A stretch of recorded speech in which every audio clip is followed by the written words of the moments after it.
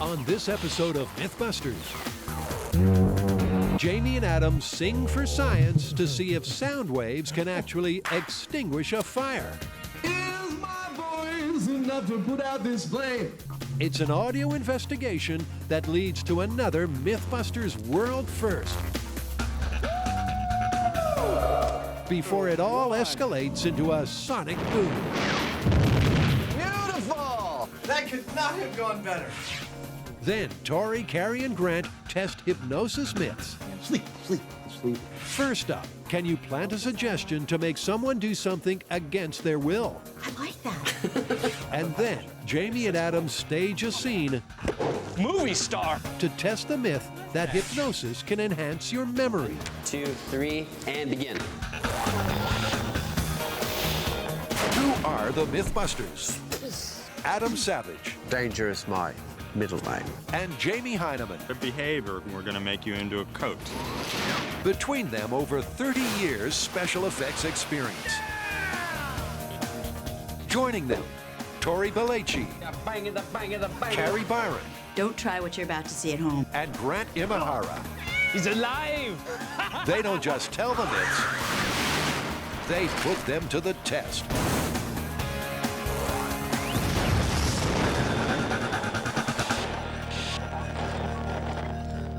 When it comes to busting sound myths, Adam and Jamie are kings.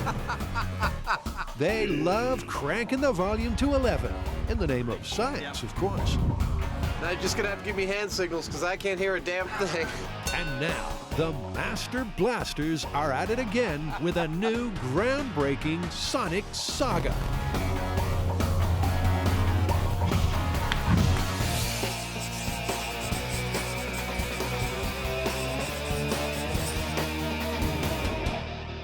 What's the myth? Quite simply, it's that you can extinguish a fire using only the power of a human voice. You're making that up. I am not. It actually comes from an early 20th century naturalist named Charles Kellogg, who claimed far and wide that he could put out fires using only his voice. And didn't he also invent cereal or something? No, wrong guy. Charles Kellogg, unlike the cereal guy, was a vocal genius. In the early 1900s, he traveled the states in a hollow redwood tree and wowed audiences with his bird impersonations, which could supposedly put out fires.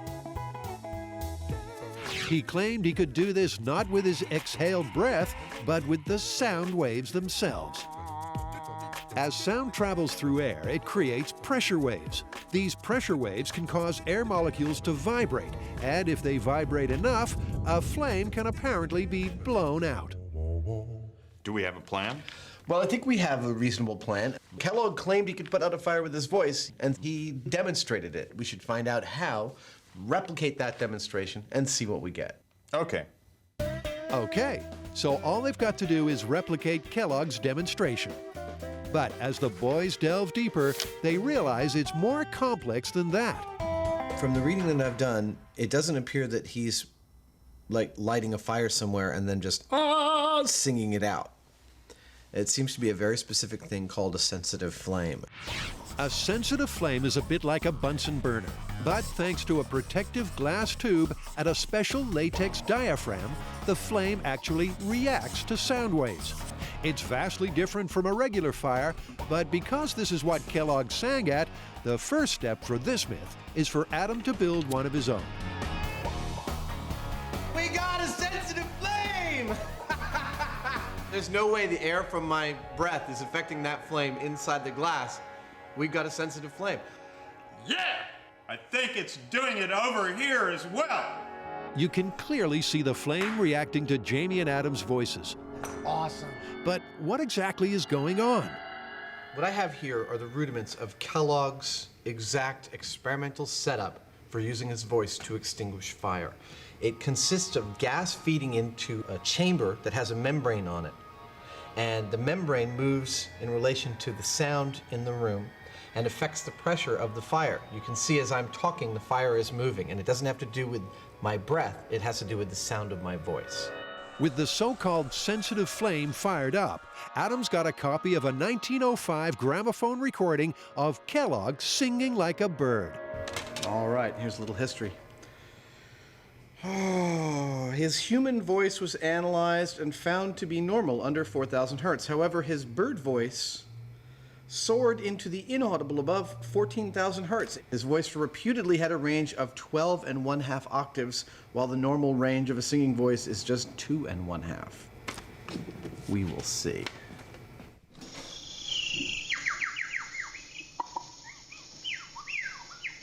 Kellogg's bird voice is astonishing. I don't care whether he's whistling or grabbing his neck and doing this or whatever. That it comes out of a person is amazing. The high-frequency bird voice makes the flame go ballistic, but extinguished it ain't. That's kind of spooky, actually. Isn't it? There's a specific, like, bird call of Kellogg's that makes the flame, I think, do the largest sort of differential dance, like bango, bango, bango, bango, like that. Is he saying red rum? Despite their lack of success, all is not lost. It's possible that Adam's CD of a recording made over 100 years ago is simply not good enough quality. I'm going to try to put this flame out using my dog voice. So to keep testing this myth, the boys must come up with a way of replicating Kellogg's full vocal range before Adam goes barking mad. No, my dog voice doesn't work.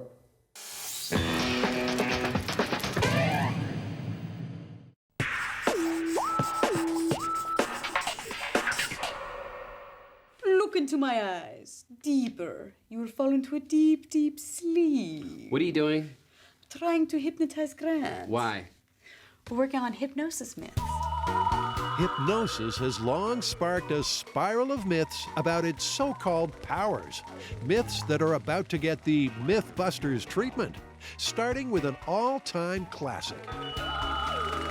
An evil hypnotist can plant a post-hypnotic suggestion that forces you to do something against your will. Ah, you mean like in the movies when there's like a sleeper agent and they give him a code word, he wakes him up and he kills people? Exactly. Except we probably won't kill people.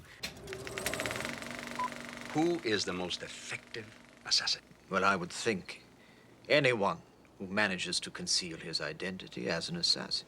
One who doesn't know he's an assassin. It's another mad movie plotline. An evil villain uses hypnosis to plant a trigger that turns an ordinary person into the perfect assassin without them even knowing. I must kill Pap Schmier.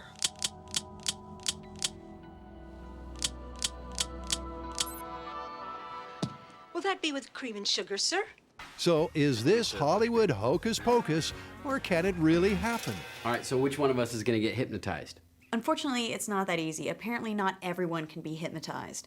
So I think, first of all, we need to go find a hypnotist, find out which one of us is susceptible. And whoever that is, that's the person that gets the post-hypnotic suggestion. Great. Let's go find a hypnotist. To put this myth to the test, the starting point is to see if any of them can actually be hypnotized in the first place. Here we have a hypnotherapist and a neurotherapist. They're going to figure out which one of us can be hypnotized. For this test, we need post-hypnotic suggestion. And if none of us can be hypnotized, we're stuck.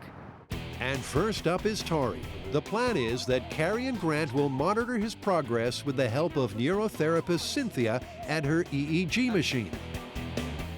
So what's this, like if I get a wrong answer, then you shock me? While clinical hypnotist Seth will try to put him under her spell. Just keep on focusing on my hand, noticing that your eyes start to feel heavy. Allow that feeling of heaviness to get more and more heavy. She's using a common technique called progressive relaxation. That's right. And just let a gentle wave of relaxing energy go from your head all the way down to your feet, to your toes.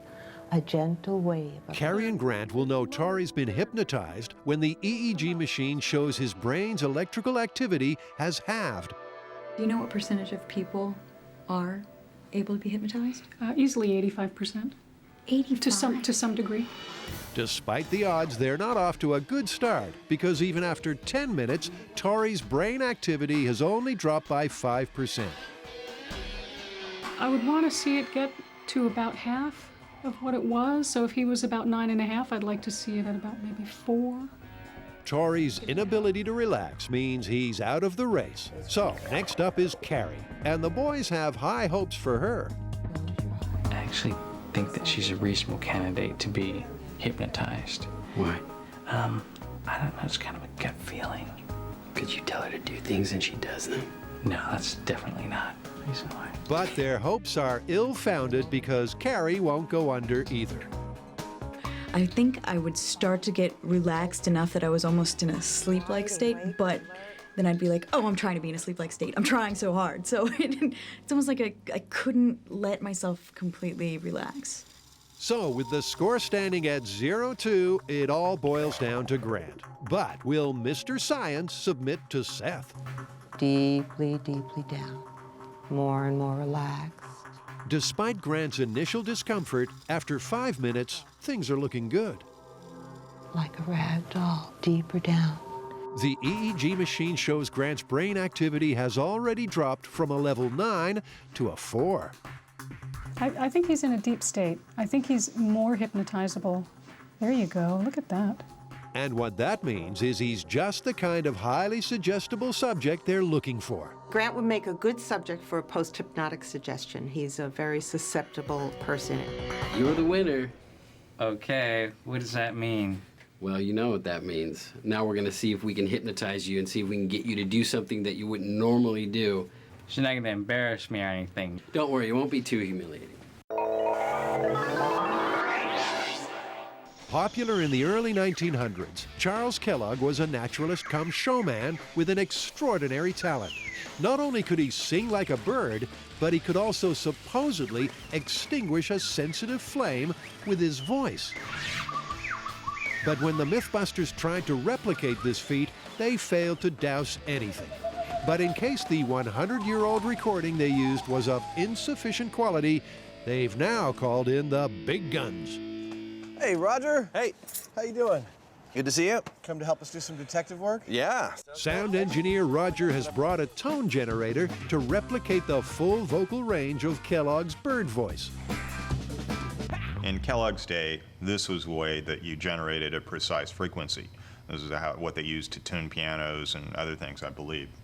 Not that I've ever done it, but these days we have things called tone generators, and so we'll be able to get any frequency that we want within any conceivable range. But before getting into a frequency frenzy, let's get a few things straight. Sound is vibrations traveling through the air in waves. Its frequency is a measure of how many times the sound wave vibrates in 1 second. The higher the frequency, the higher the pitch. Kellogg's bird voice could supposedly reach a barely audible frequency of 14,000 hertz, something that the tone generator can match. I'd love to sweep all the way up through and into the inaudible range, because again, we keep on seeing in all the material Kellogg said that he thought it was the high frequency that affected the flame more than low frequency. Roger cuts straight to the chase and tunes into 14,000 hertz, but the flame keeps burning bright. So, work down? So the team decides to change tactic and lower the frequency, and what do you know? Hey! What was that at? At 166 hertz, the opposite end of the spectrum to Kellogg, and the sensitive flame does go silent. But Adam's not entirely satisfied. This is a rig that utilizes fire, it's true, but I can put this fire out by doing that. That's the rig failing to maintain a fire. That's not a fire being extinguished. And I think that's a really key difference. What I'd like to do now that I've got all this equipment set up is just put a candle in front of the speaker and see what kind of responses I get out of it. It's an ordinary household candle, about as simple as fire can get, and unlike the sensitive flame, has no special trappings to make it reactive to sound. Ready? What? Yeah. They start with high frequencies, but get nowhere fast. No appreciable effect on the flame at all. It's not until they lower the tone that they get the result they're after.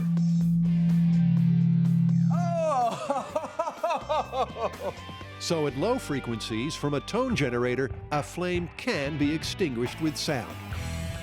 The low-pitched sound sends out a pressure wave which vibrates the air so much that the flame gets snuffed out. My question now would be, could you and I replicate that with our voices? Can we pipe our voices through this thing? Yeah. So, can the human voice replicate this feat? Time to tackle this myth karaoke style. Just like in real life, Adam is loud, but he's not very deep. And the candle keeps candling on. That's as low as I can go. Will Jamie be able to do any better? Ladies and gentlemen, right now I'd like to bring up to the mic a very good old friend of mine, Mr. James Heineman. Let's bring him on up, come on.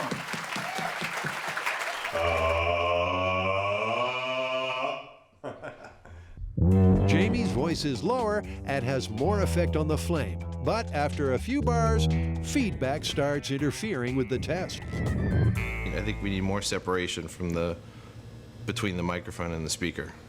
So like Jamie singing from the other room? Yeah. Okay, let's try that.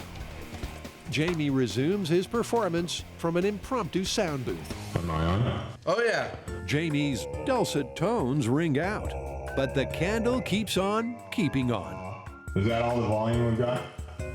Yeah. In desperation, Jamie adopts the birthday cake approach. That seems to be working. But it doesn't look like he'll be getting his wish anytime soon. Getting dizzy. I feel like we can conclude from this that even the amplified human voice can't put out a naked flame. So it would seem. Can you really be hypnotized to do something against your will and without your knowledge? Will that be with cream and sugar, sir? The team has already determined that Grant is a suitably susceptible subject. So, all that remains now is for Carrie and Tori to figure out what they want him to do. I'm a little apprehensive as to what the other two might have come up with in their little minds. And apprehensive he should be. There's no way he would ever do anything goofy or feminine to his robot, like paint a big heart on it. What if that... Carrie and Tori's brainstorm has yielded 2 post-hypnotic suggestions to place in Grant's brain. I like that. The plan is when Tori says the words quantum physics, Grant will suddenly decide to draw love hearts on his beloved robot, Deadblow, something he would never normally do. And when Carrie yawns, he'll jump up and down, something he might normally do. It's back into the chair for Lab Rat Grant, and it's only a few minutes before the souped-up EEG machine shows that Grant's brain activity has dropped by 50%. It's kind of creepy. He looks like a zombie. Seth wants to make doubly sure he's feeling compliant before slipping him the post-hypnotic suggestions. In a moment, I'm going to ask you to tell me your name. When I count to the number 3, you will not be able to remember your last name. 1, 2, and 3. What is your name? Grant? And your last name? It's working. He can't say his last name. With Grant well and truly under, Seth plants the seeds of post-hypnotic suggestion, starting with one he would never normally do. When you hear the words quantum physics on your robot, you're going to draw a beautiful, feminine heart. Oh my God. She just gave him the command, and he agreed to it without cracking a smile. He can't. I know he's not that good an actor. So far, so good. Now for the much easier second suggestion. Whenever you see Carrie yawn, you are going to have this uncontrollable urge to jump up and down. He looks like he's putty in her hands. I'd like you now to get ready to come back. So the seeds have been sown. They'll have to wait until tomorrow to see if they've taken root.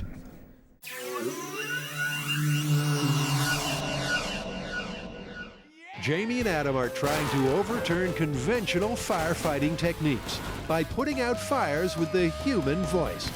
But the results so far aren't about to set the world ablaze. So where are we at with this myth?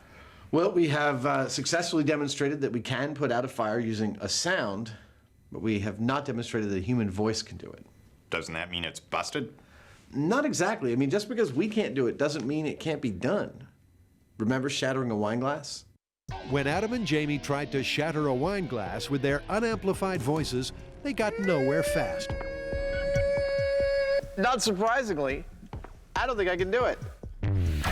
It wasn't until they unleashed the power of rocker pro Jamie Vandera that they got their lucky break. I think it's time to bring in some professionals. Like some singers. Exactly. Cue local a cappella group Hookslide with their most bizarre gig to date. All right, guys, so instead of entertaining crowds of people, it's a physics problem today. Today's challenge is to extinguish a candle using their voices, with a little help from Roger. Whenever you're ready, take it away and try and put out that candle. Sure, they can hold a harmony, but are they firefighting material? One of you hit a really specific note. Once again, it's the low frequencies that have the most effect, so bassist Jonathan gets his chance for a solo.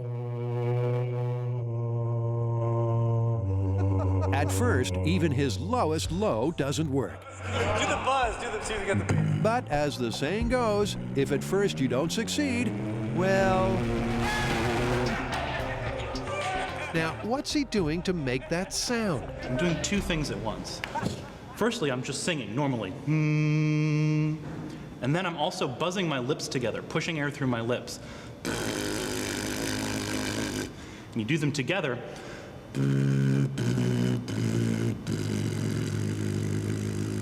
It turns out that it is possible to put out a flame with an amplified human voice. Of course, we can't leave it there. On the tails of that success, I think we should set up a bigger flame and some bigger speakers and put John to the test.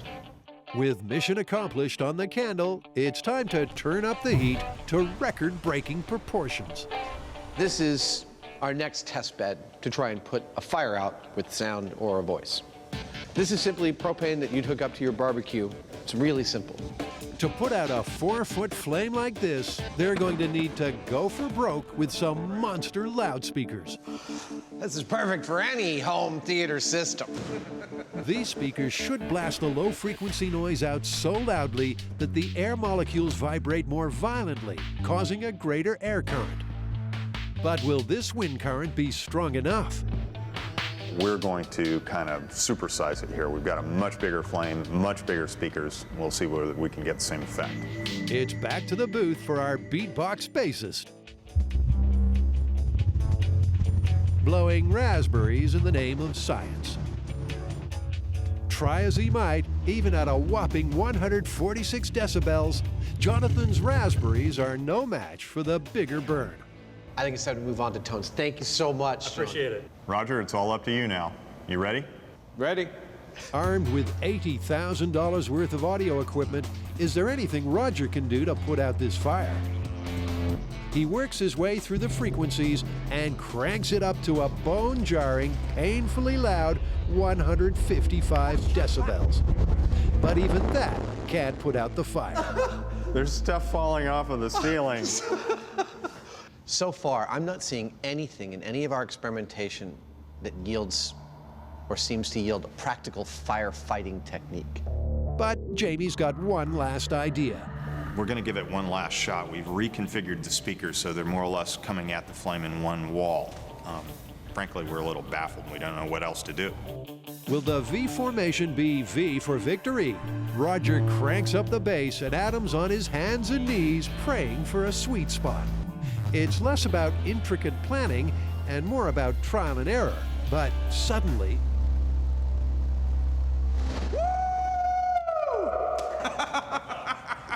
Oh my God. It's a red-letter day for science, because at 55 hertz and a room-shaking 149 decibels, they've achieved a world first. No one has ever put out a fire of this size with sound until now. This is yet another in a long line of cases in which I completely didn't expect the result we got at the very end of the day. Everything we'd done up until we got that flame to go out was telling me not going to happen. Difference between a candle and a real fire is significant, and we were not going to get any positive results, and we did. That's stunning. I love being wrong.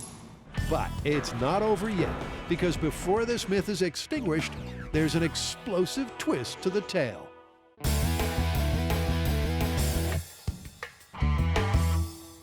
It's like any other morning at MythBusters, except today Grant is a ticking time bomb. Yesterday he was implanted with 2 post-hypnotic suggestions. It's time to see if those seeds have taken root. All right, so the 2 triggers are, one, we're saying quantum physics, and that's going to cause Grant to pull out his marker and go draw hearts on his robot. And then the second one is Carrie's going to yawn, and that's going to get him to jump around. So either way, it should be a very entertaining day. Neither Carrie nor Tori have spoken to Grant about yesterday's hypnosis session. As far as he's concerned, he's designing a Diet Coke and Mentos rig. So, bring on the trigger words. You know what I can do is make something that will just push them all in really quick. That just seems like a lot of extra work. I think you're getting too complicated. I mean, it's not like this is quantum physics. That was the trigger. Okay. But the robot remains graffiti-free. Maybe the more subtle suggestion will stand a better chance. I have some carry-ons once and twice, but nothing. The triggers are enough to give him the giggles, but not enough to put him under their power. So, what went wrong? I had a clear idea of what they wanted me to do. And all through, I was trying to say, okay, well, maybe, hopefully I'll forget, and then it'll be subliminal, but it just kept coming back, you know? So it didn't work on Grant, but is it a little too soon to call this one game over for the myth? I think the real problem is you always knew you were going to get a suggestion while you were under. You didn't know what it was, but you always knew. All right. Well, maybe what we do is we find somebody from the crew who believes in hypnosis and wants to change. While they're under, we secretly put a post-hypnotic suggestion in there. I have the perfect candidate. Alice, who's one of our producers, wants to stop chewing the tops of her pens.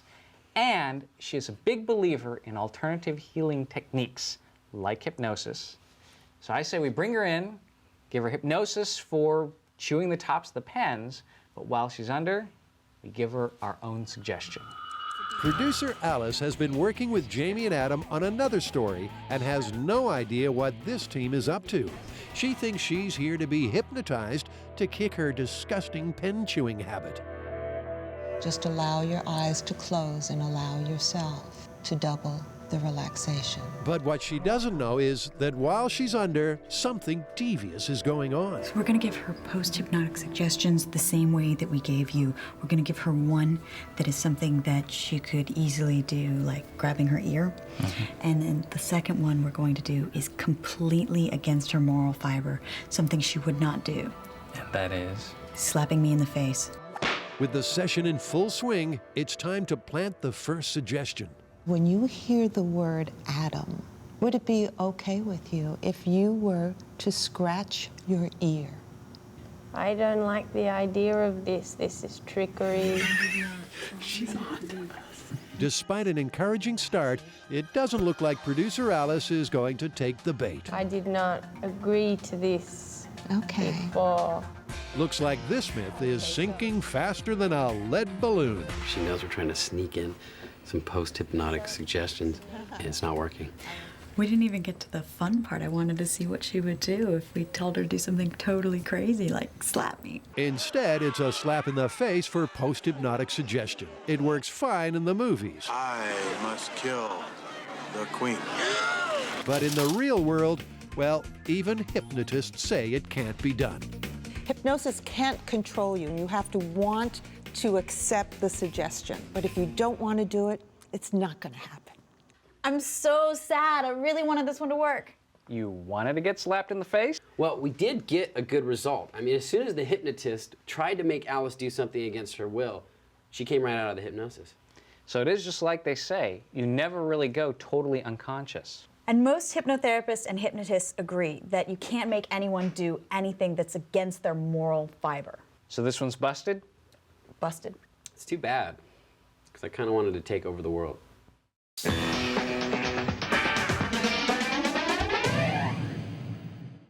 Grant, Carrie, and Tori have been having so much fun exploring hypnosis myths Like it's quantum physics.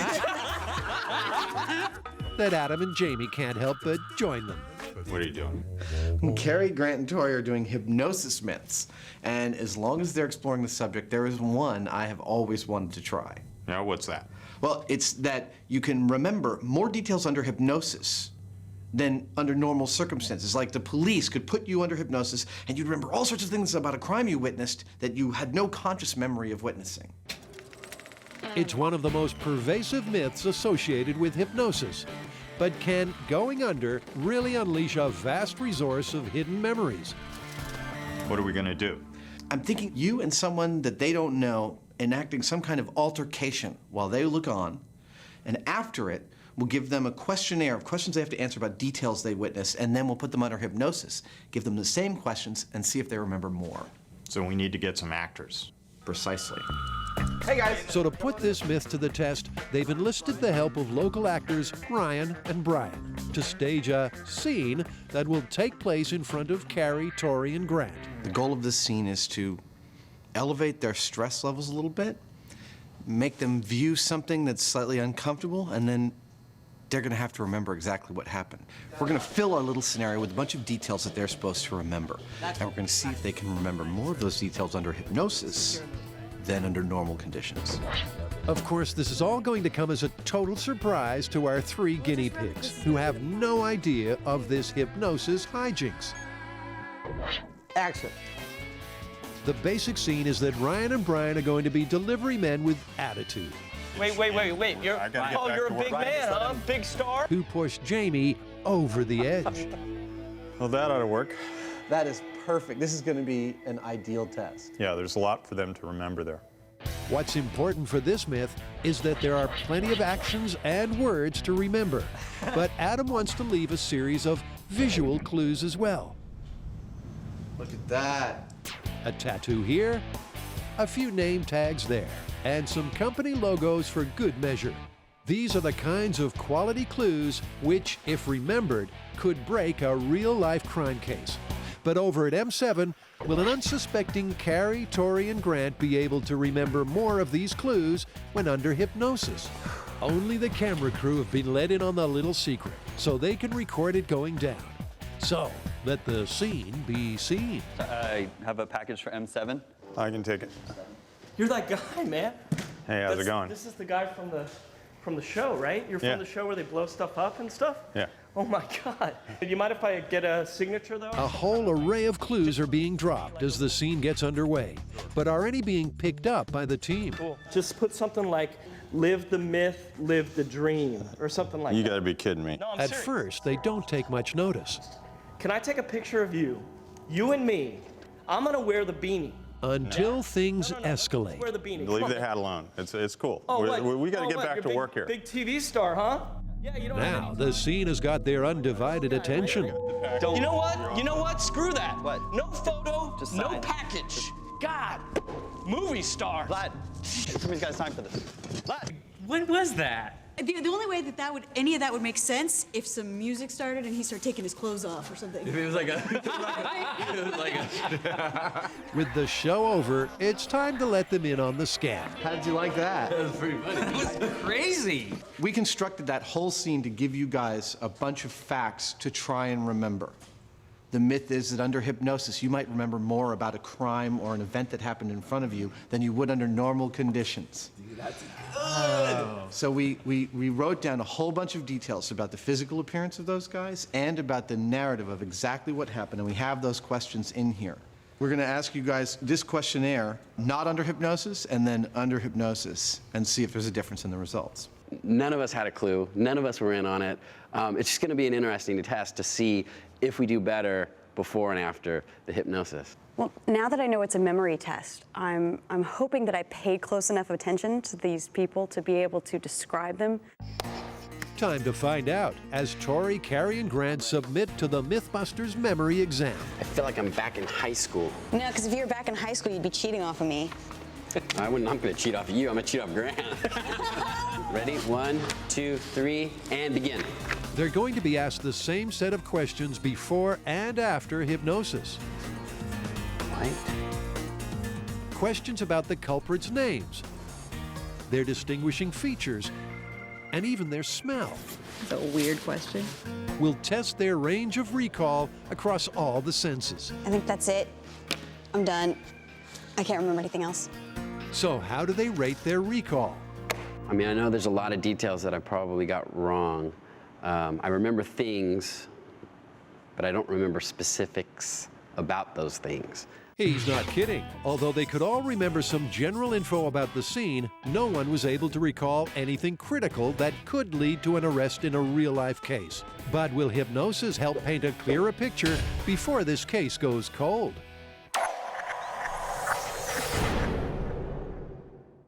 In Voice Fire Extinguisher, Adam and Jamie have something to shout about.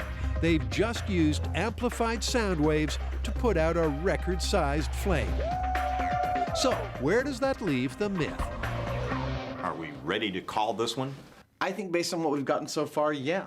I think Charles Kellogg's original claim, the source of our myth, that you can put out a fire with an unamplified human voice, is totally busted. And yet, like any good myth, there is an element of truth here. No, I could not believe the results we got when our singer was able, although amplified, to put out that candle with his voice. Yeah, and with a tone generator and a truckload of amplifiers and speakers, we were able to put out a pretty good-sized flame, which is really impressive.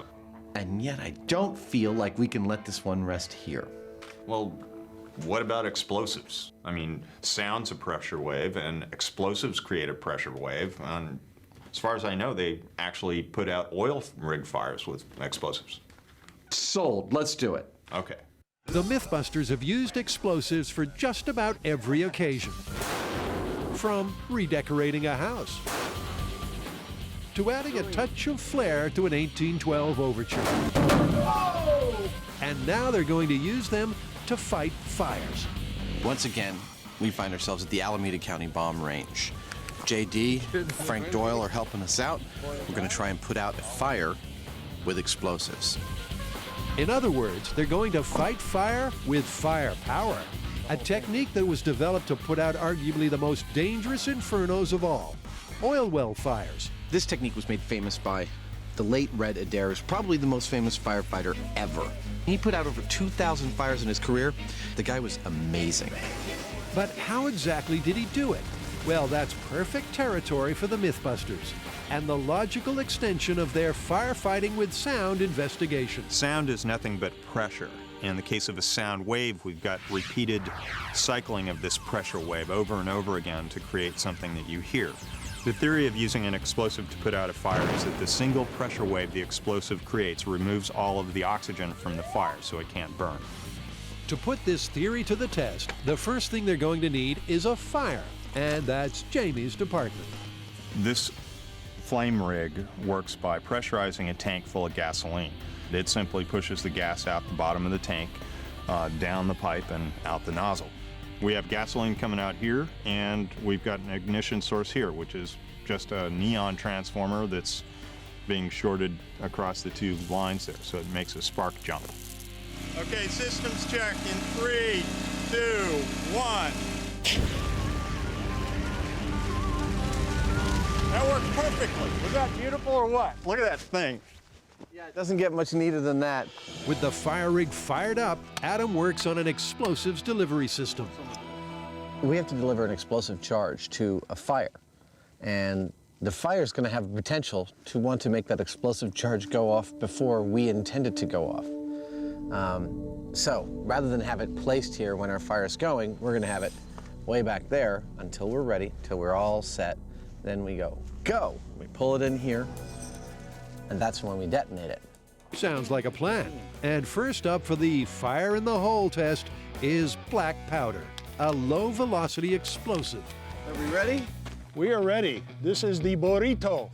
The black powder burrito. With the black powder burrito in place, it's time for the three amigos to hunker in the bunker. Okay, are we set? Yeah. This is for real. Okay, black powder test. I'm going to go ahead and ignite now.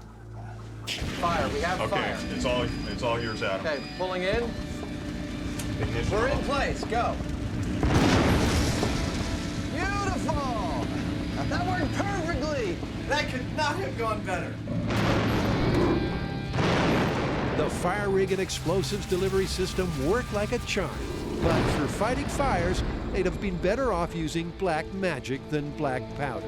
Because as the high speed shows, the post-boom flame is burning as strong as ever.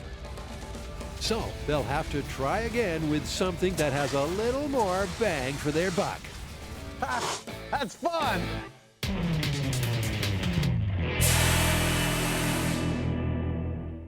So far in tackling the myth that hypnosis enhances memory recall, Janie and Adam have staged a scene. Leave the hat alone. It's cool. We got to get back to work here. And put the team's unassisted memory to the test. I feel like I'm back in high school. But the case has gone cold, with all three flunking the MythBusters memory exam. Now, it's time to find out if hypnosis will help them remember any critical clues. Hypnotist Dave Hill thinks it will. I'm going to do everything in my hypnotic ability to help you gain more memory. Sound like fun? Yeah, all right. Okay. Dave spent the last 20 years putting people under, and he's convinced he can refresh memories using the technique of rapid hypnosis. Just give me your hand if you would. That's good. I'm going to place my hand here if that's okay. Okay.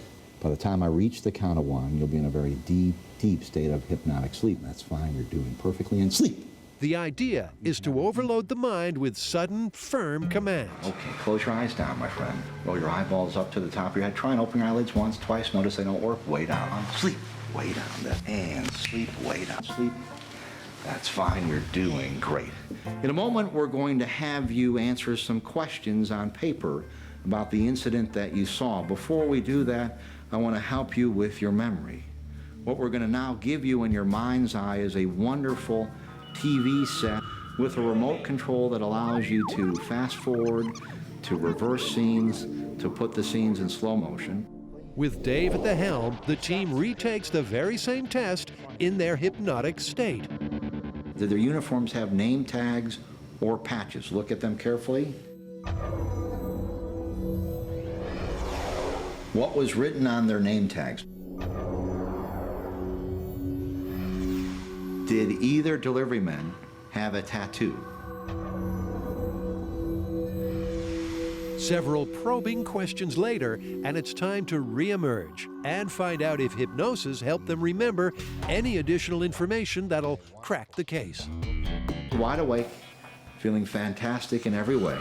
The papers have been graded, and the new scores are in with exciting results. Carrie has remembered some important dialogue. You're that guy, dude. You know that guy from the show? They blow stuff up. This is the guy from the show, right? You're from the show where they blow stuff up? Wait, I'm gonna call my brother. You know what? I'm gonna call my brother real fast. All of that I remembered after we relaxed with the hypnosis. But it's Grant and Tori that have come up trumps with the types of quality information that would really help a real-life investigation. I don't even remember name tags, but when we went under hypnosis, a name popped up. Was it the right name? Yeah. What's his name? Joe? And Grant was able to describe the tattoo in detail. For purposes of identifying someone at a crime scene, that's really important information. I'm totally impressed by the results. So, thanks to hypnosis, looks like the case might be solved after all. So, did you guys do any better remembering details under hypnosis? Well, I remember that one of the guys had a tattoo on his neck under hypnosis. That's really important. Oh, yeah. Tori remembered a name. I totally did not expect this to work. I mean, given that, are we calling this confirmed? We have what it takes to be confirmed. Confirmed. I'm a believer. That's amazing.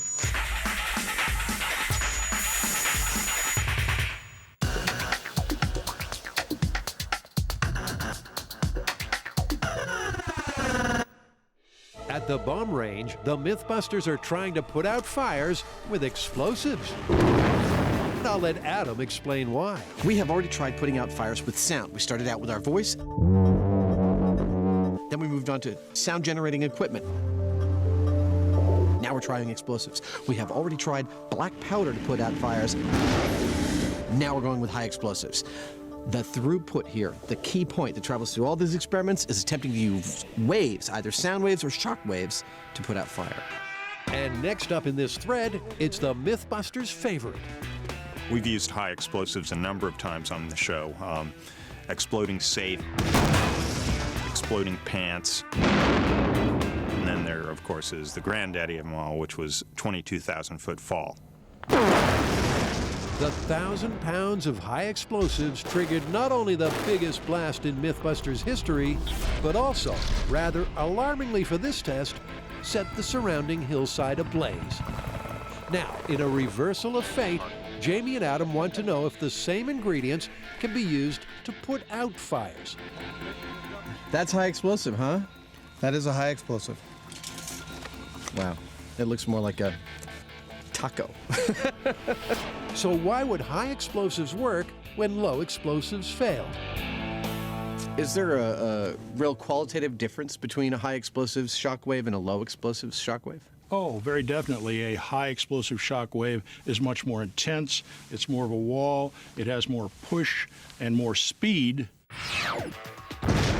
It's that push, that immense pressure wave, that should apparently be able to extinguish the flame.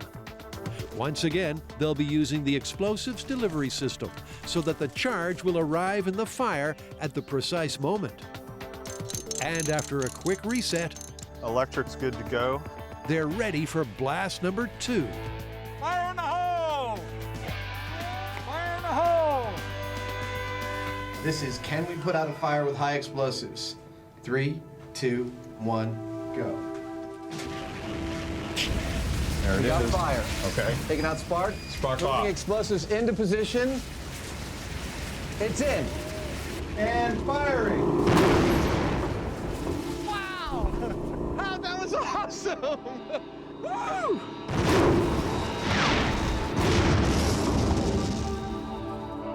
For Jamie's fire, it was a boom of doom. It's been completely and utterly extinguished. The thing we were looking for here is, did the explosive create a pressure wave that removed the oxygen from the flame and cut it off? And we got that. We saw it. It put the fire out. The high explosives sure did the trick. By removing the oxygen, they suffocated the fire. But as a firefighting technique, Jamie spotted an obvious flaw. It's not something you want to put out a fire in your house with, or you'll remove your house. You don't want to put out a fire on your car just because you happen to have some firecrackers in the trunk. This is a very specialized thing that works sometimes if it's set up exactly right. So what do you think? Was the fire big enough? I think so. Well, talk about fighting fire with fire. We were able to put out a fire with explosives. I gotta say, this one has carried us very far afield, but it's been some of the most fun experiments I think we've ever done. And it was pretty high up there on the don't try this at home list, wasn't it? Absolutely.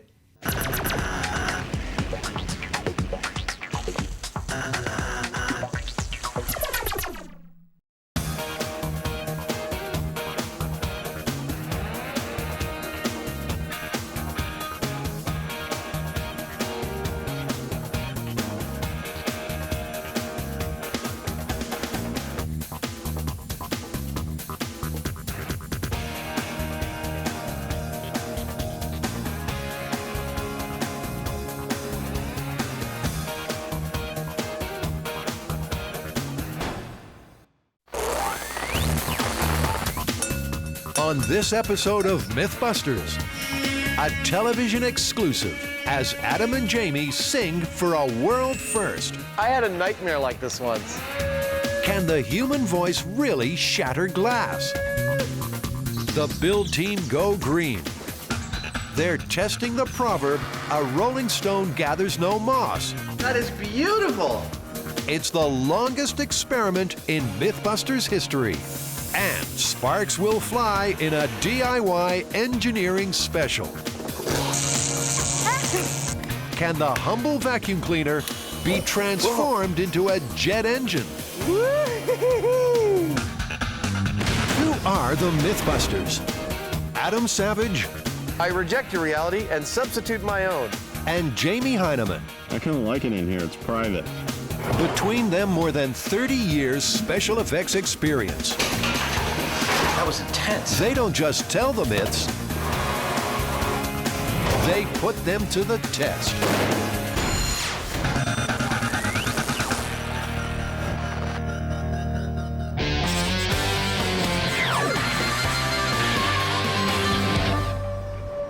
Are you done yet? I'm ready to stop anytime you want to start talking. This is the classic story about the opera singer who's capable of breaking a wine glass using only her voice and achieving exactly the right tone. So we've got an audio myth on our hands, and that means only one stop. Our friends at Meyer Sound need to be called in to investigate. I think they're almost honorary MythBusters now. They've helped us on so many. Roger Schwenke is Meyer's MythBuster-in-Chief. He's already busted 2 urban legends. Duck quacks do echo. And thankfully, there's no such thing as the infamous brown note. Everyone's got to try this. Now, Meyer's mission is to find out whether sound waves can be strong enough to shatter crystal glass. Everyone's heard of this musical myth, but is it truly possible? Well, if anyone knows, it's Meyer's Sound. So, Roger, have you heard the myth about the opera singer that's able to break a wine glass with her voice? I've heard that myth, and what do you think? I'd like to think that it's true. I think it'd be really impressive if we could break a wine glass with sound, so I'm really eager to try it. Eager to try breaking stuff? No wonder this guy's an honorary MythBuster. And already he's got a glass-smashing plan that's all to do with resonance. So first I want to bring a glass over and we'll measure it and see what its resonant frequency is. And then we'll play that frequency back through the speaker and see if we can break it. So the theory is that the tone you hear boom when you hit it is the same tone that will potentially break it. Correct. Okay. A crystal glass has a natural resonance. This is the frequency at which it most efficiently turns sound waves into physical movement. Play a glass its own resonant frequency, but loud, and it may move so much that it explodes. Is this a good distance here? Yeah, that's fine. All right.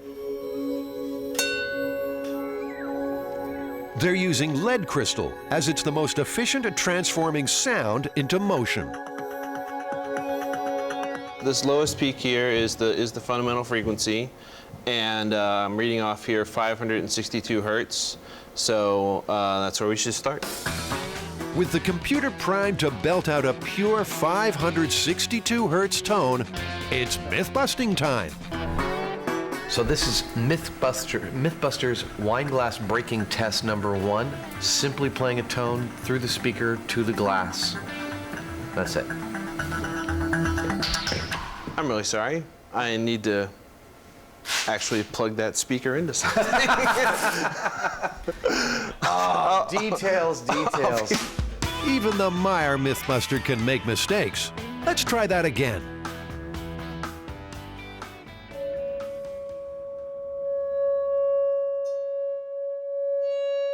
Nothing. But in opera, it's not over till the fat lady sings, and Rogers had a harmonious idea. When you listen to the glass, it has many harmonics above the fundamental frequency. And so maybe it's not the fundamental that breaks it. Maybe we need to produce one of those harmonics. Up to now, Rogers just been playing the fundamental frequency. But there are also many other equally spaced smaller peaks, the harmonics.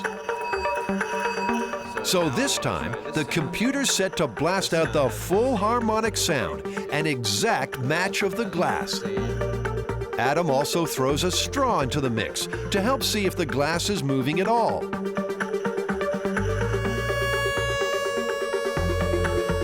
Adam's straw dances. This glass really is vibrating. Just check out the high speed. The glass is as wobbly as Jell-O. but not wobbly enough to implode. To the MythBusters, it's just mystifying. Well, so that could be myth-busted right there. I don't know that we've exhausted all the possibilities. Yeah, there's something we're missing here because it's really aggressively moving that glass. The question is, why isn't it breaking the glass? That is indeed the question. And while Adam and Jamie ponder the answer, the build team are cracking on with another myth. The MythBusters build team are having a barrel of laughs. They're getting started on the longest experiment in MythBusters history.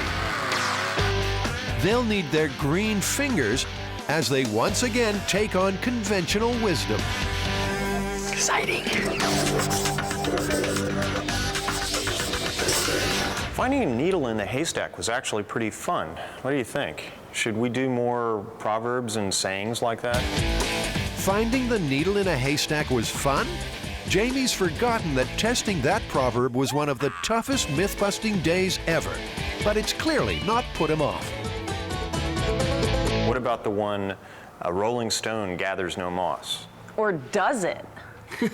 You know, I honestly can say I've never thought about it, but that would be interesting to find out. Should be possible to do. All right, well, I want to get going on this one because I want to bust this proverb wide open. First stop for this myth is the moss store, also known as the forest. Shh, be very quiet. We're hunting moss. It seems like the build team have found their man, Brent Mishler, a moss professor. Well, I'm into moss for various reasons, and I would be into them even if they weren't important in the ecosystem, but as it happens, they are. This guy really is Dr. Moss. So there's a lot of moss here. Can we just grab this and put it on a rock? Well, probably this would not be the best choice because these are not the same species that grow on the rock here. They're barking up the wrong tree with this moss. Our herb hunters need some rock moss, and they're leaving no stone unturned. Seems pretty strong. It doesn't break up in your hand? Yeah. Yeah, that would be a fine one to try. So how do we get the moss going now? What do we do next? I think we'll probably try buttermilk, maybe about equal parts of buttermilk and moss, and grind it up in a coffee grinder. Then you can kind of coat the rocks in it and coat the run in it.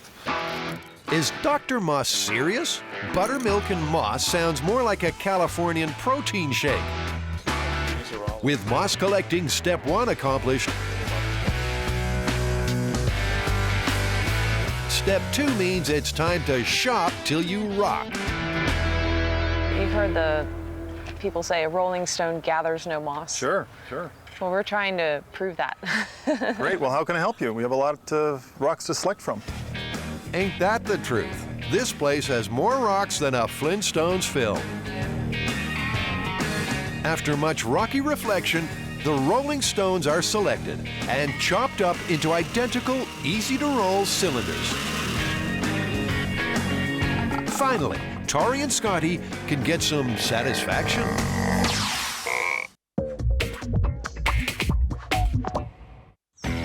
The build team are proverb busting as they test whether a rolling stone really gathers no moss. Their shopping list? Moss, check. Stones, check.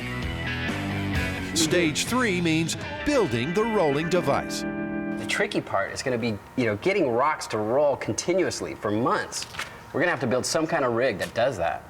Yeah, you'll have to make something that also withstands the environment because obviously there has to be moisture and irrigation in there. Well, it'll be a nice, simple experiment. Something we'll set up, let it run, see what happens. Simple sounds good. The plan is to build an irrigated barrel which will be split in 2. The control half will be stationary, while the test half will turn. Within both halves, there'll be 3 rocks, each sitting in their own individual trackway. Will any gather moss?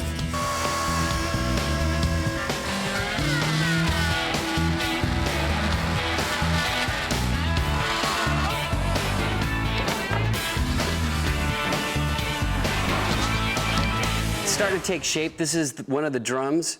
This here is one of the tracks inside the drum, and this is where the rock is going to roll. this whole drum will be rolling. This will just stay at the bottom and just continue to roll and collect moss, hopefully. While Tori tests the rolling rig, Carrie shapes up to shape the stones. I'm roughing up this rock, so we have one smooth, one rough. The rock guy reckons you get more moss on a roughed up stone. Sounds about right. A rough rock will have all sorts of nooks and crannies where moss could get a grip. Hey, look what I got from Jamie. As for the revolving rig, there's no need to reinvent the wheel because Jamie's come up trumps. Hey, look at that. That's as fast as it goes. Which is more than ample for this myth. I think this is gonna be perfect. Look at how much torque this thing has. At least enough to rotate these slackers. All right, team, let's go to work. While Scotty creates a stand for the spinning barrel, Carrie keeps roughing up those rocks.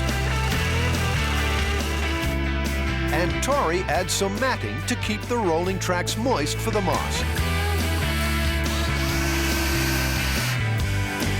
Everything's coming together. Lock, stock, and barrel. Time to put it to the test.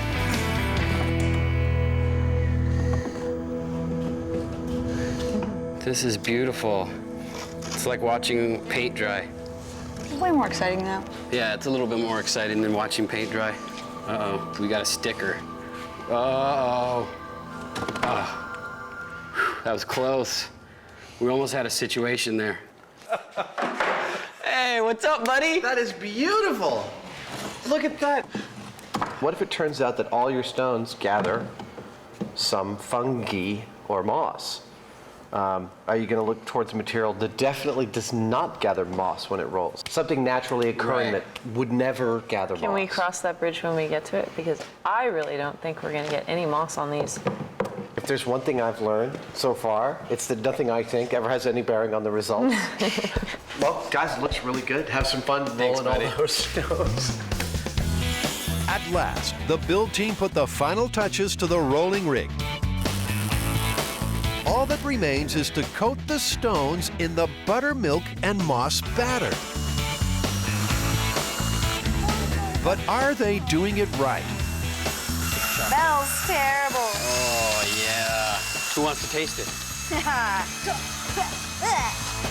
Sorry. And how ground up is it? Not at all. It's just a soggy mess of moss. Tori opts for a more unusual kitchen tool, the hammer drill. Bringing out the heavy. If it's worth doing, it's worth overdoing. Even with the super stirrer, the moss stays together. This is not what the moss man instructed. He wanted it chopped fine. It's good enough. Equal parts of buttermilk and moss and grind it up in a coffee grinder. A hammer drill is no coffee grinder, but the team seems satisfied and begin the stone smearing, or inoculation to a scientist. Our rocks are well gooed and we're putting them into the rig now. The team put a roughed up rock, a smooth rock, and a mossy rock from the forest in both the stationary control side and the revolving test side of the rig. All right, so now we wait. Now we wait. Exciting.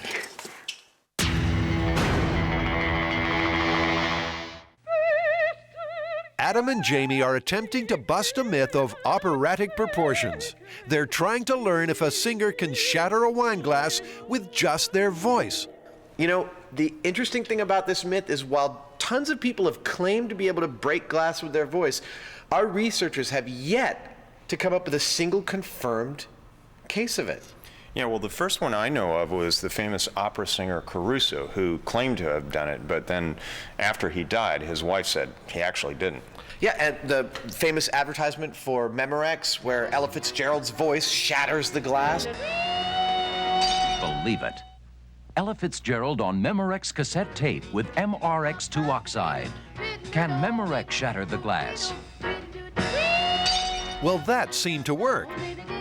But they did use amplification. If we get a singer breaking glass unassisted, I believe it's the very first time it's been confirmed on camera. A MythBuster exclusive.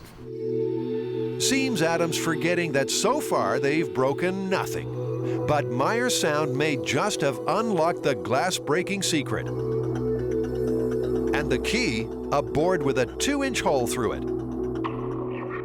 But how's that going to help? It's going to change the directionality. It's going to change the distribution of pressure in the near field. So it's going to cause an awful lot of different acoustical phenomenon. Roger's confident that this holy board is going to do the trick. Okay, everyone ready? Ready when you are. 3, 2, 1. Oh, there you go. Okay, that's kind of effective. They've cracked it. The 2-inch hole does the job and proves that sound can break glass. Next, they need to find a singer brave enough to try. It's so endlessly entertaining. I'd pay to see this. The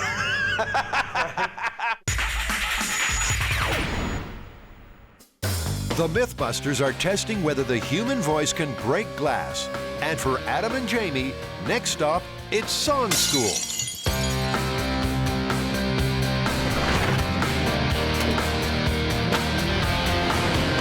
We're here in the Castro district of San Francisco, and we're about to test whether we can break a wine glass using a human voice.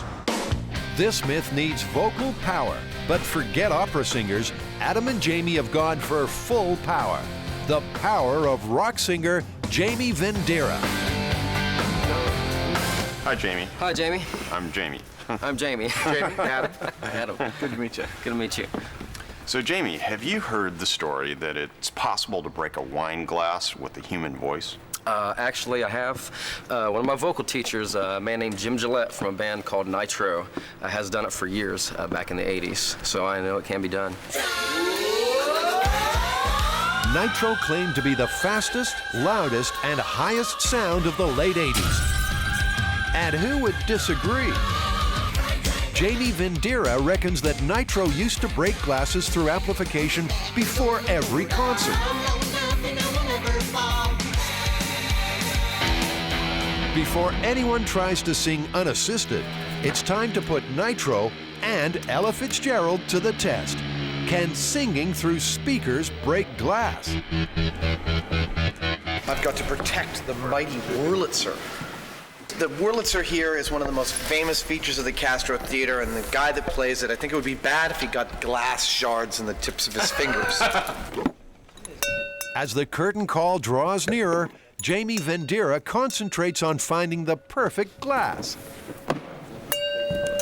Some of these are a little more dead than the others. If you flick it, now hear how that rings. I mean, it sounds almost like the ring has a kind of curve to it. Exactly, and that's what you're looking for. Just like at Myers Sound, there'll be the speaker, the mysterious board with hole, and then the glass. It's time for our heavy metal maestro to step up to the mic. Can you hear that okay, Jamie?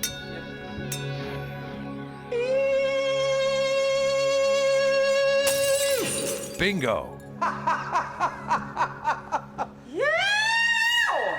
Is it supposed to be that easy? So the practiced professional can use amplification to break glass. But how about an amateur voice? Like, say, Adam and Jamie's? I can't wait to try it. But before they let rip, the build team are plotting a DIY disaster. The trustworthy vacuum cleaner. Every home should have one, right? You want to see if you can get a fire going here? Well, maybe not. After all, this myth is about the guy whose vac turned into a jet engine, and the build team are going to put this to the test.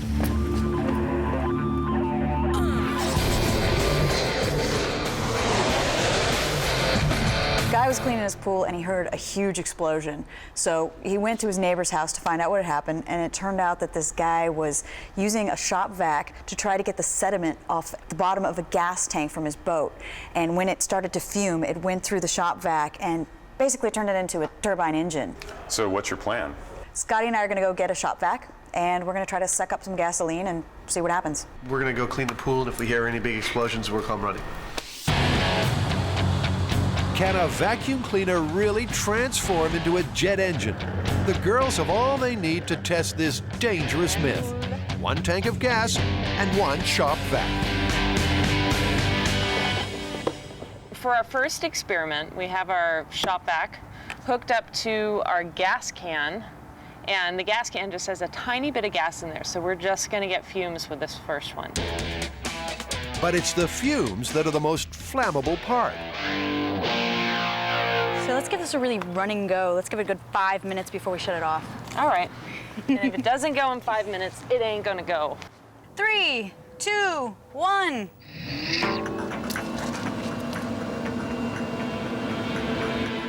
As Scotty said, if it doesn't go in 5 minutes, it ain't gonna go. This myth may not last much longer. Oh, there must be something to this myth because the warning label, to avoid personal injury or property damage, do not pick up flammable, combustible, or hot materials. There's got to be some truth to this. It's got to blow up somewhere. You'd think so, but right now it just ain't sparking. If it's going to mutate into a jet engine, it'll need some encouragement. I haven't actually taken a vacuum cleaner apart before, but this one, the motor where the brushes would be, is isolated from the tank and from any kind of air fumes that would be inside the tank. So any sparking will happen in a place where the fumes can't get to. Scotty reckons that all new vacs have this safety feature. Maybe it's only older models that are likely to explode. I guess we can wrap this one up because it's pretty much busted as far as the new vacuums go. Highly unlikely anyway.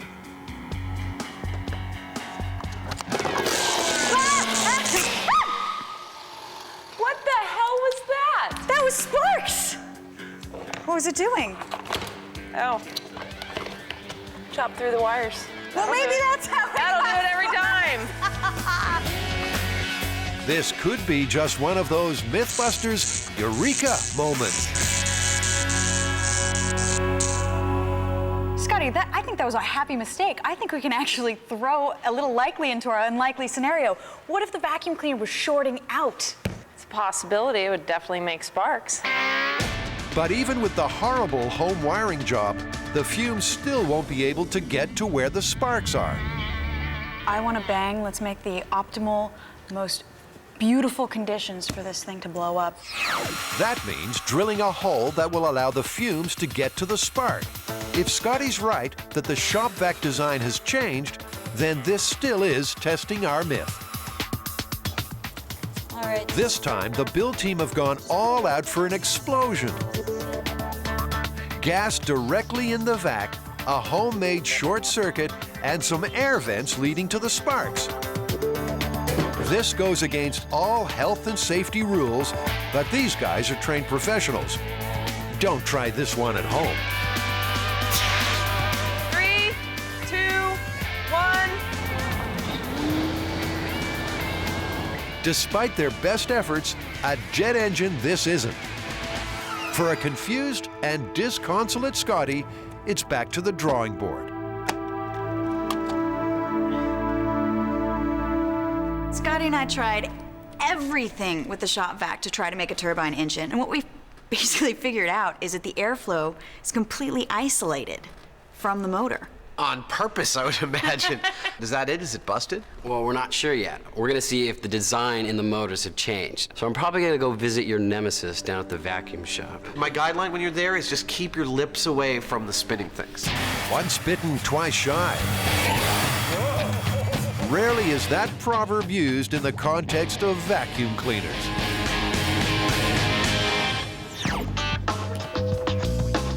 How you doing? Are you Peter? Yes, I am. I'm Tori. Tori, glad to meet you. Good to meet you. Adam said that you took care of him and maybe you can help me out. Well, if it's to do with vacuum cleaners, I probably could help you out here. Well, we're trying to do, I don't know if you've ever heard of the myth, the exploding vacuum cleaner, where somebody was actually vacuuming up gasoline and a spark from the motor caused the whole vacuum cleaner to explode. And he went rocketing around the shop. Oh yeah, if you got vapors, you got spark, you got a fire going. Excellent. You want to see if you can get a fire going here? What, right here in the store? Wait, you got a fire extinguisher in case? I got fire extinguishers all over the store. Okay.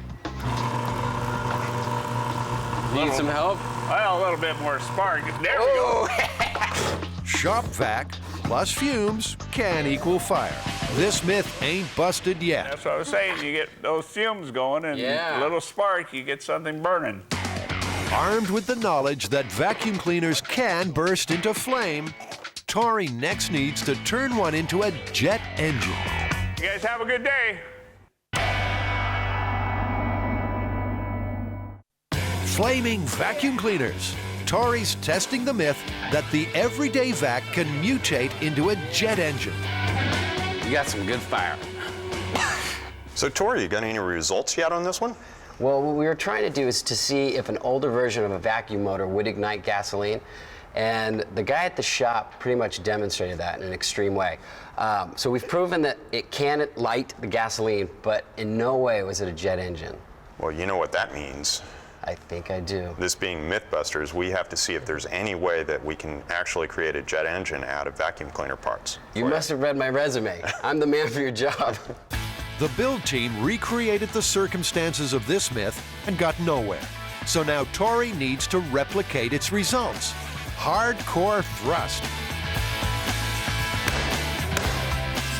The engine sucks air in at the front with a fan, in this case, the vac motor. This air is compressed, then mixed with fuel and lit. The burning gases blast out backwards and cause thrust. But for this project, vac parts alone aren't quite enough. While an injured Carrie limbers up, Tori's been shopping for jet engine parts in, of all places, the restaurant district. I found this. This could be, this is going to be for the flame holder here. That is perfect. In the combustion area. I got this portable stove, and what I'll do is I'll use the propane ring for the combustion area. There's also an electric igniter in here, so that might work well too. This is exactly what they have at NASA. Of course, NASA used theirs to build rockets, while Tori's got to build a jet engine. It's going to be one small step for him, and probably an even smaller step for mankind.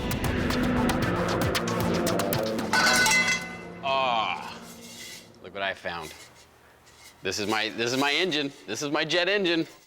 The final ingredients ready. It's time to get this thing cooking.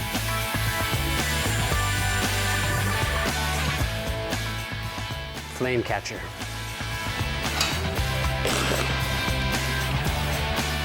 The vacuum cleaner and household parts are clicking into place.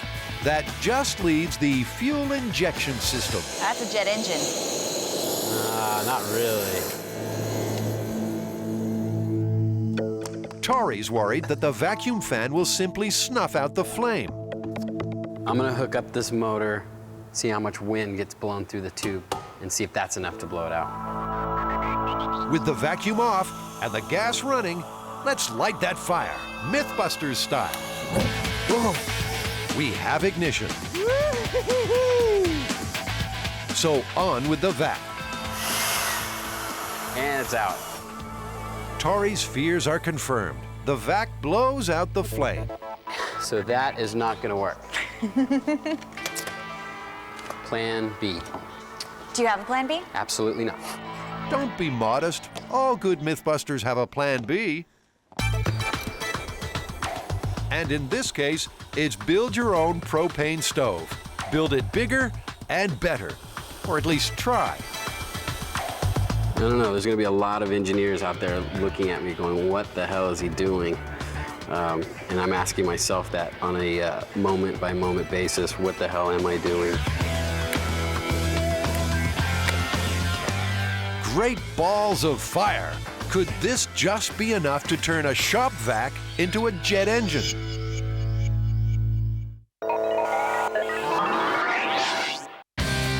In the myth, Can a Singer Break Glass? The MythBusters are about to see if even their amateur voices can blast through speakers and smash crystal. Before they break out in song, first they need some training. I can't do it while I'm smiling. And believe it or not, this is lesson number 1. Lip bubbles. Just do that. Like that? Yeah, several times. Come on, Jamie. I don't know that I can do that at all. You can't make lip bubbles with the stash? Fortunately for Jamie, there's another technique. Make a smiley face and you go.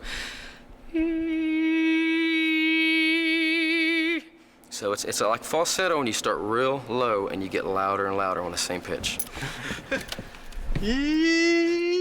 Real soft and real like a woman, you know, real like. You want to try a glass? I'm dying to try a glass. All right. Well, I want to see Jamie do it first. Everyone quiet for a second while I give Jamie the tone. This is Jamie Heineman. You know he has perfect pitch. And he's going to need it to break this glass.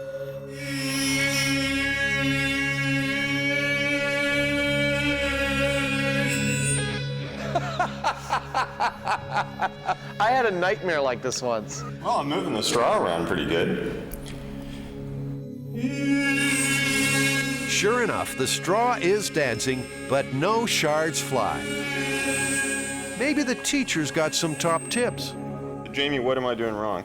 You've got to shave your mustache. When you see that straw shaking, stop it. It ain't like jumping from a C to a C sharp like normal people do. You got to slide slowly up or slowly down. Okay. You're just a hair away from it going.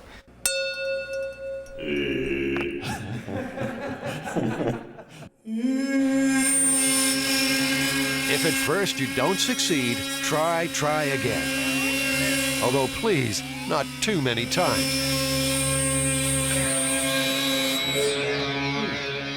Releasing the awesome power of the Heineman. Well, you try. Okay. It seems that Jamie's got the power, but not the pitch. He's an octave too low. Will you go tap the glass for me? Okay.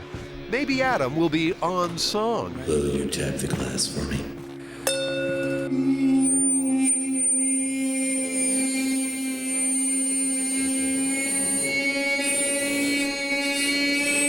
Adam is also just too deep for this crystal.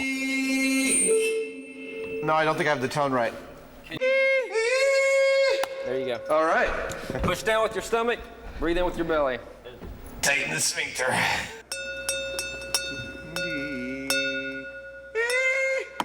It started to jump right there just now. All right, there we go.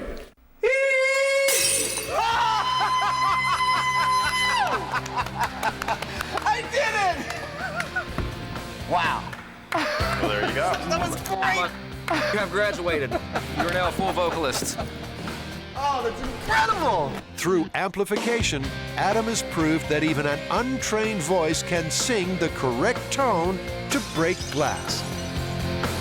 Remember, kids, no experiment is valid unless it's repeatable, so I'm going to try this again. All in the name of science, of course. I'm trying the master's techniques.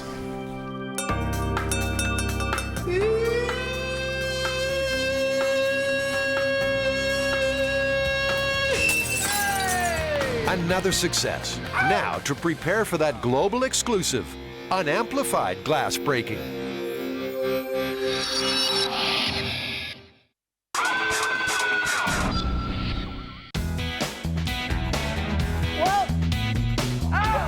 The build team have rolled back to the Stone Age to see if a rolling stone gathers no moss. Their circular rig has been turning for 4 weeks to test this traditional proverb. But what does it actually mean? Let's check the word on the street. A rolling stone gathers no moss. I think that means that if you keep on going, you don't collect a lot of junk. I guess it would depend. It's kind of like a coffee table on wheels, gathers no dust. As long as you keep moving around, you don't have to worry about getting tied down, committed, obligated. If you keep on the move, you don't get slimy and unattractive. If you're asking if I think that moss would grow on a stone that is continually moving, I don't think so. Don't think so, huh? Well, after 4 weeks, let's check on the progress. It looks almost like in these little cracks. Could that be growing? You know what? It's somewhat stuck there. That could be growing. I don't know. I don't think so. Couldn't this be gathered moss? Well, then that's where you have to ask the question, what is gathering mean? Does it just stick to it, or does it actually grow on it? Tori philosophizing again. Up to now, the test has inferred that to gather moss means to grow it. But what if it means just to snag some? That needs a whole new test. Something like rolling a stone down a mossy hill. After we roll our stones down a little mossy patch, we've got a little magnifying glass, and we're gonna search the rocks to see if we can find any little traces of moss left in our stone, because the tiniest little trace will prove or disprove this proverb. That's the plan, to make a mountain out of a moss hill. Nice form there. Carrie's rolling down both the smooth rocks and the ones she's roughened up to see if any will collect some moss on their short, mossy migration. I think we're getting better. And the results? There's definitely some moss on this one. It ain't much, but it's definitely moss. I have a feeling that if this rock stayed stationary and didn't roll again, that the moss could probably grow, because it grows so wild out here. To gather or to grow? That is the question. Tumble a rock over moss, and it sure picks some up. But will a rolling rock grow moss? Back to the workshop, where not everything is rolling smoothly. Well, we've been rolling our stones for 6 weeks now. What do we got? Well, remember when you said it was going to be a simple experiment? Yes, I do. Surprisingly enough, we messed it up. What'd you do?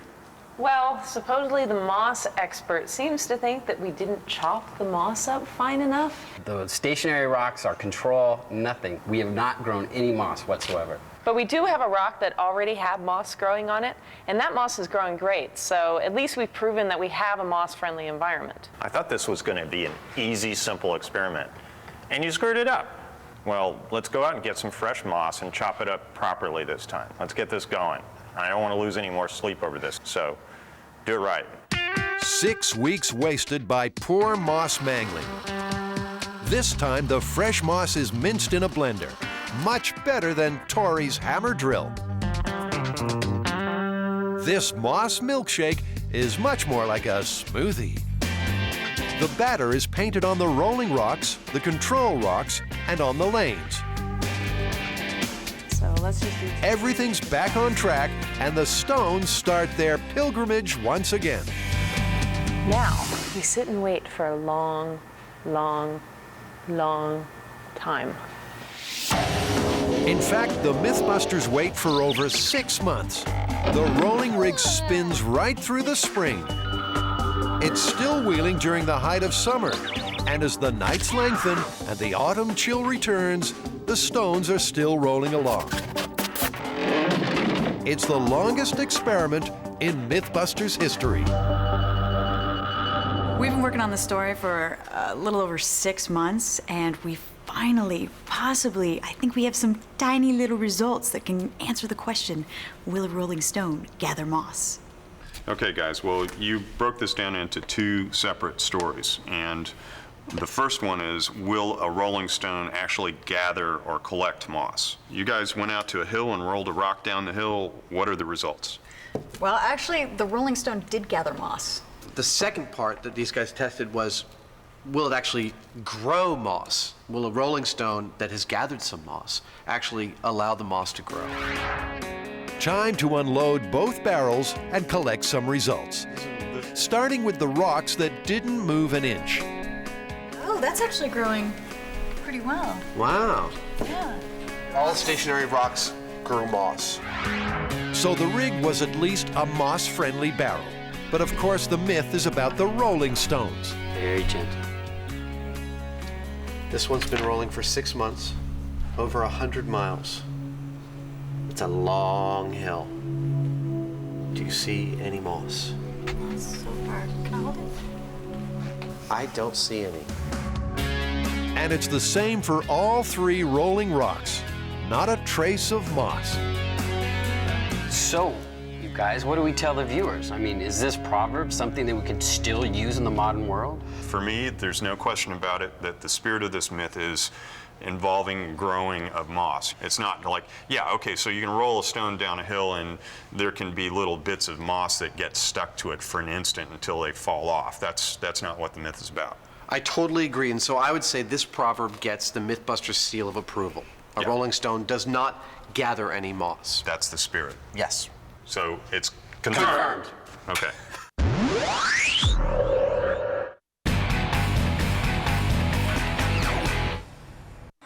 The cherished vacuum cleaner, loved and loathed by housewives and husbands for almost 100 years. But can this household chore turn into something altogether more explosive?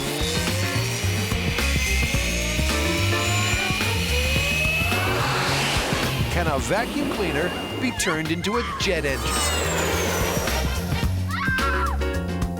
You know, like all great myths, this one has an element of truth. Well, our research has actually turned up at least 3 cases that might have been its inspiration. I've got one from 1992, a guy trying to clean up a swimming pool, water acetone mixed with a shop vac, got an explosion, and he suffered burns on 70% of his body. And then in '93, there was a guy cleaning a propane tank on a train, and he set it off. He died.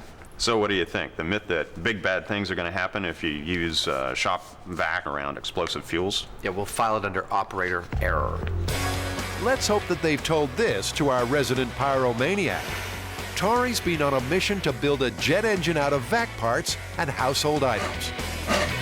With the fuel injection sorted and a cone in place to accelerate the burning gases, it's almost time for liftoff. Okay, it's ready to go. I have it all sealed up. I'm a little nervous. I think it might explode, but that's kind of cool too, right? All right, all I have to do next is hang it, and we'll fill it with gas and then ignite it.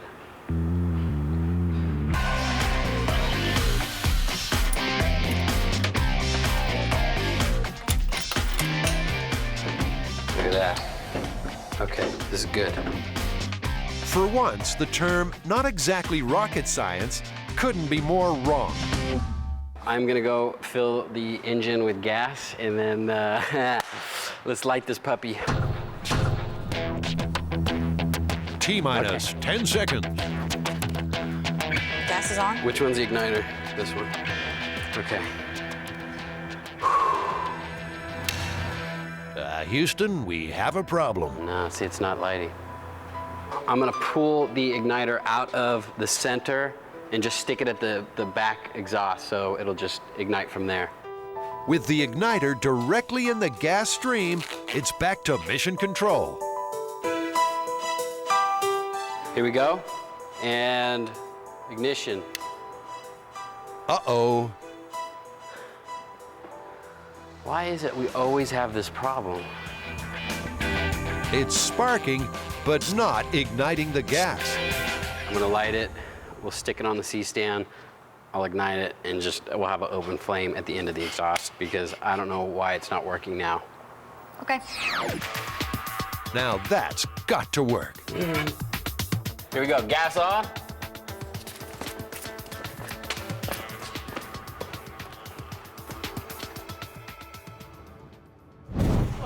All right, here we go.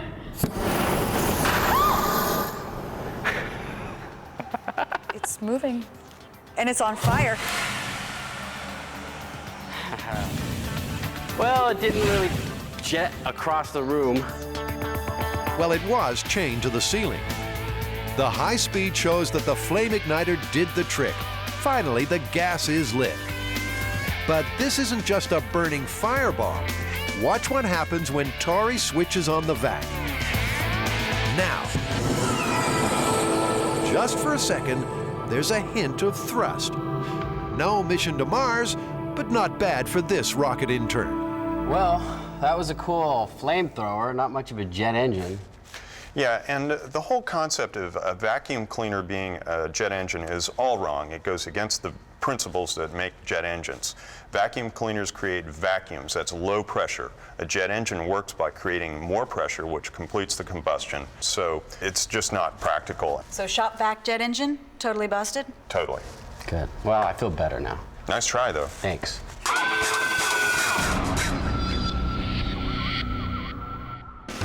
Breaking a glass through amplification is simple.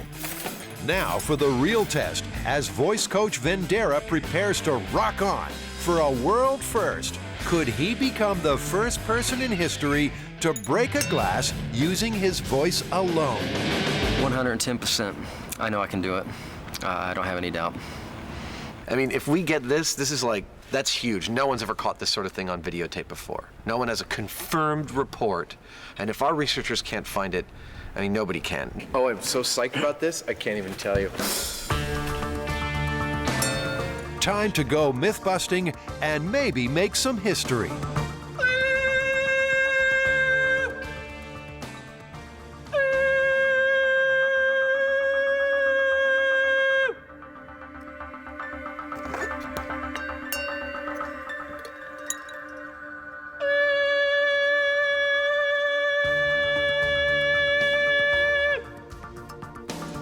Good job they stocked up on crystal.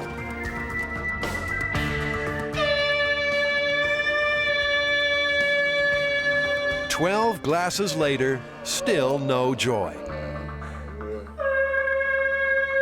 Despite Jamie's confidence, it's beginning to look like this myth may just be busted.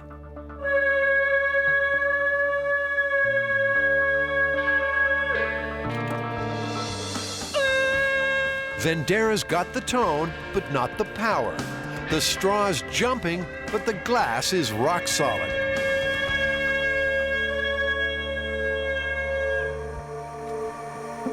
Well, Jimmy Vendera's going to take a little break. So I'm going to continue the ongoing process of making a fool out of myself and try it myself. Let's not forget that Adam did break 2 with the amplifier. I did it! But this is a much tougher task.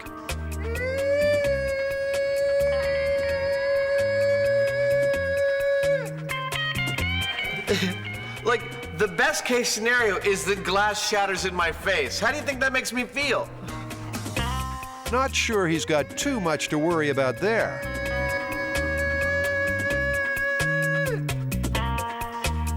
I don't know if I can do it. Not surprisingly, I don't think I can do it. Show's over for Adam, but Jamie Vendera's back for his encore.